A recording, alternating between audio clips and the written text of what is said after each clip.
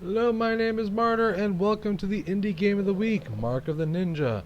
Created by Cly Entertainment, which I hope I pronounced that correctly, and published by Microsoft in October 2012. Mark of the Ninja is a side-scrolling action stealth video game. What a mouthful. And it's kind of an older game, actually. It's kind of a departure from my usual with indie games, because most of the time I try to cover games that are newer, don't have as much PR, as much press, as much of a marketing campaign. But actually, Mark of the Ninja is a very well-known game. Actually, a lot of people know about it. But to be honest, you kind of like that guy who watches Die Hard for the first time and it's been 20 years, or watches Game of Thrones for the first time. Everybody else already read the books or seen all the seasons. I caught up with this game rather late.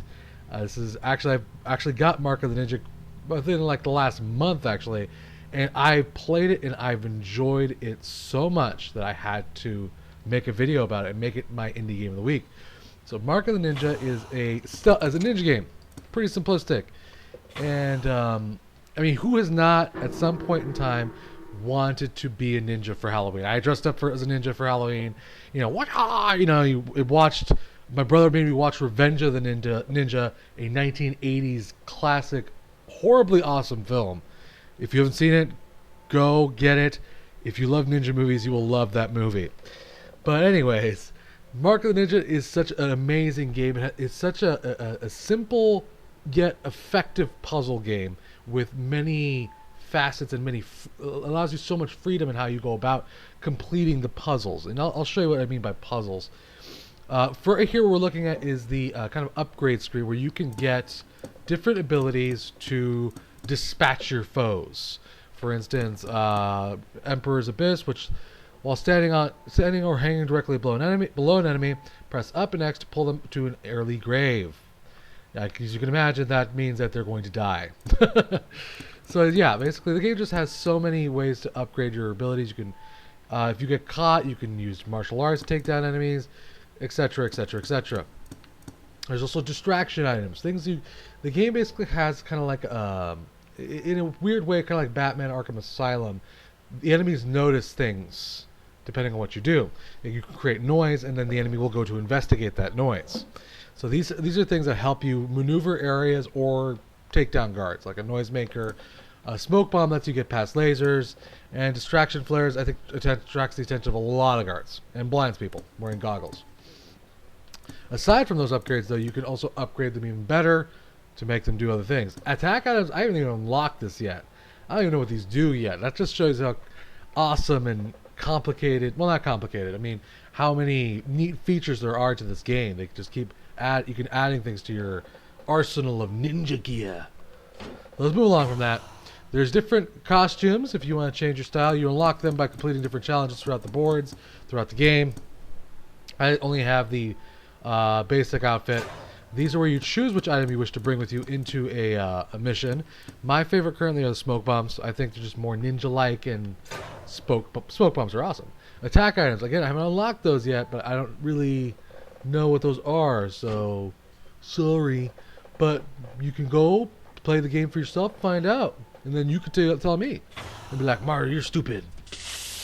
Okay, so Mark of the Ninja's storyline is kind of like these typical future technology meets feudal Japan type of thing. A company or some sort of organization tries to wipe out your ninja clan, and well, they kind of fail. Before the restoration, and you survive. You save your master along with other handful of ninjas and swear revenge. The game is very stylized. It has these awesome, almost Samurai Jack animation style cutscenes between the missions, kind of further the story along to let you know what's going on. And this is just one of those cutscenes. I'm not that far into the game because I'm kind of a perfectionist. I kind of want to do everything on the board just perfectly and do it right. But I just love the style of the animation, how everything looks, and they make ninjas seem so freaking cool. So here we are, we're looking at a humongous skyscraper. I'm not going to do probably the entire board because the boards, I think there's about, I don't know, somewhere between a dozen or more boards. but they're all very, very long. Before he can So the game has a lot of replay value also.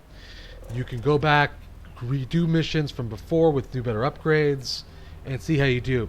Now, because it is a puzzle game, there is a, I guess you could say, a puzzle aspect to all this. And as you see, I just got 500 points. And you, depending on how you do things and how you go about the missions, affects your points, as you can imagine. Buildings are protected by high-tech tripwires. There you go. Now try to take out these laser sights, try to move into the skyscraper. And she's kind of... Some of the first levels are kind of tutorial levels explaining how some of the gear works. But they kind of stop holding your hand eventually, and they will let you figure things out for yourself. And you'll bring down all the lights. For a time. There we go. Okay. So the game basically has, for the most part, an amazing level of freedom. It kind of lets you figure things out for yourself. See, I almost alerted that guard there because I chain linked downwards to that platform and he heard me. So he's going to investigate with that noise. One of the many cool aspects to this game.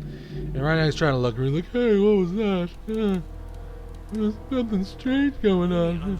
Shrug. Which always makes me laugh that they just completely ignore everything. Even though they're like, oh, that was a strange noise. I wonder what's going on over there.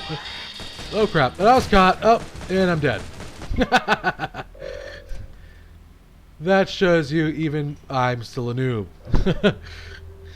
Basically showing you how fast you can die if you don't pay attention. Alright, so we're going to try to do this a little bit differently this time. Like I said, the game has an amazing level of freedom. Oh crap, he saw me.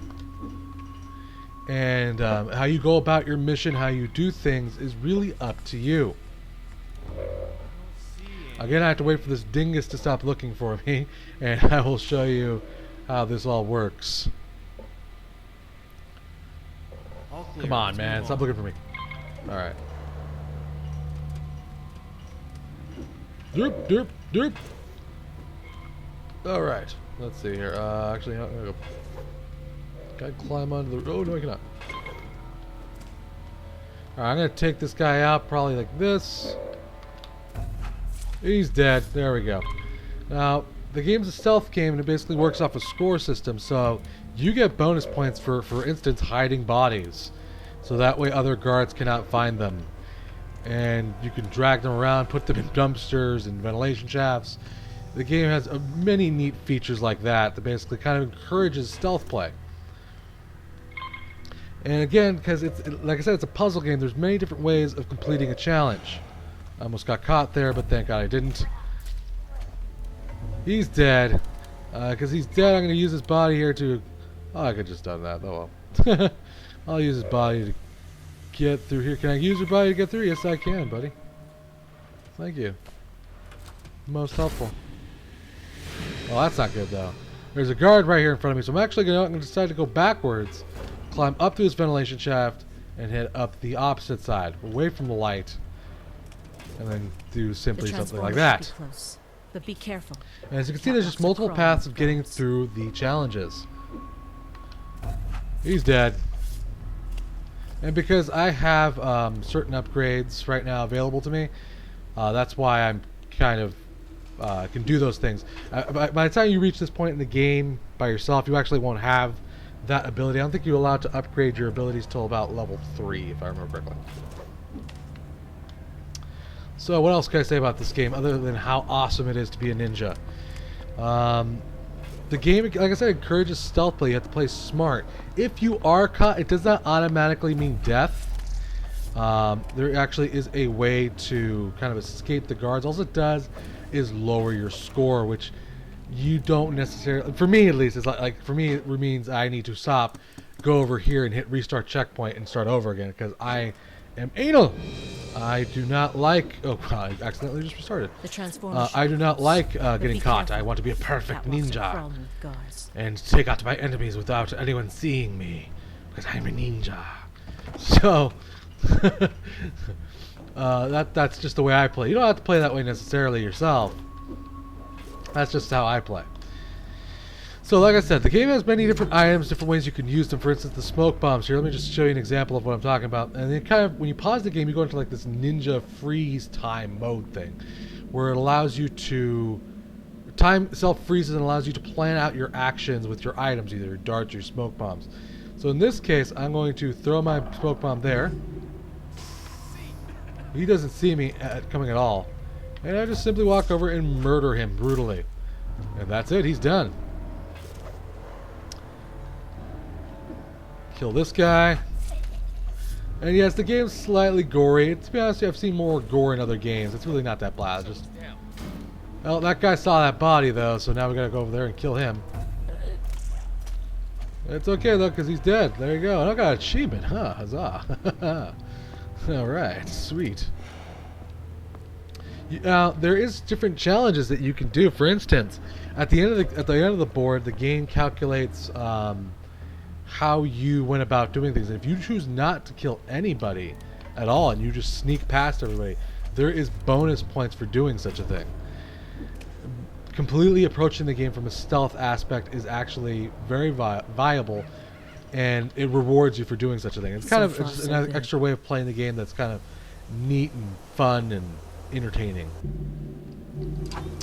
There we go. I'm going to disable this piece of crap.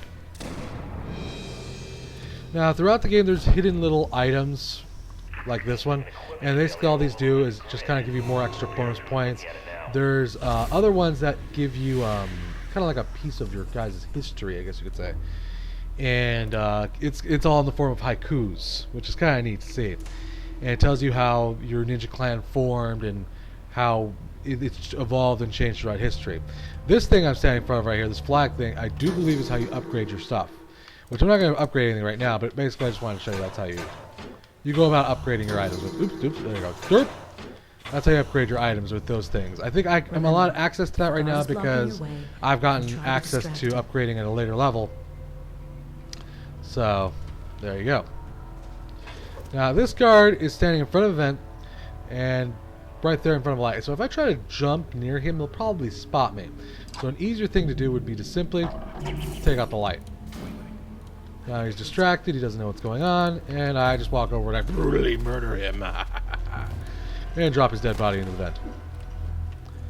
So as you can see, there could have been multiple ways I could have approached that throw. I could have thrown another smoke bomb. I could have perhaps tried to make a acrobatic jump over him to take him out. Many options. Those electrical wires, I don't think I'm going to be able to get past those without taking out some sort of jump and hold that left trigger. This is an example of where you jump and you can freeze time. Those things are powering those wires there, so you have to take those out before I can get past it. Pow! Those wires are now inert and can no longer harm me, and I can get over it. So you can see it just has that many different aspects, very neat ways of doing things. Again, pausing time, freezing in time, ninja style, and then just taking out the power before I hit the floor. So here we are, we made it to the steam tunnels. What is that? That guy saw me. I think that's okay though. I'm pretty sure that's okay. He doesn't know. Whoa, never mind. You almost spotted me there. That would have been bad. Nothing. But like I said, the game has a lot of replayability. Encourages different styles of play, different means of getting things done. You can do different paths in the levels. Aside from all that, occasionally you'll run into like these secret challenges in the game, which is what this is right here. I'm not going to show you this right now, but basically what this lets you do is lets you get bonus points and unlock certain things and more history, and kind of is another aspect to the game. You have to find these though. They're hidden throughout some of the boards. And like I said, these boards get bigger and bigger and bigger and bigger. So they can be hard to find. So there you have it. That's Mark of the Ninja essentially. It's such a fun game. If you love stealth action games, I highly suggest you to go play this game. I highly suggest you go watch Mark of the Ninja, a great 1980s movie, because it is totally worth your time. And this game, it just really does make you feel like a ninja. It has every aspect to what you would want from a ninja game. And I highly suggest it. It's fun as heck. It's on Steam right now. I'll put a link in the description. And you can buy it, play it. Great fun. And Just so much replayability. And you know what? It never gets old. It's so much fun just to approach things in different ways, to kill these guys, and just laugh at how stupid they can be. One thing I can tell you about this game is that once you beat it, there is a new game plus mode where the enemies actually get even smarter, which means the game gets to be more challenging. Your line of sight is toned down, so you cannot see the entire map the way I can right now. You can actually only see what's in front of you. So that gives it even a new higher level of challenge. And not only that, those little cones, those little line of sight in front of the faces, those disappear in the new game plus mode. So just so much replayability, so much fun, very neat stylized story, great music, great sound, great visuals. Mark of the Ninja, go get it, it's a fun game. This has been the Indie Game of the Week, Mark of the Ninja.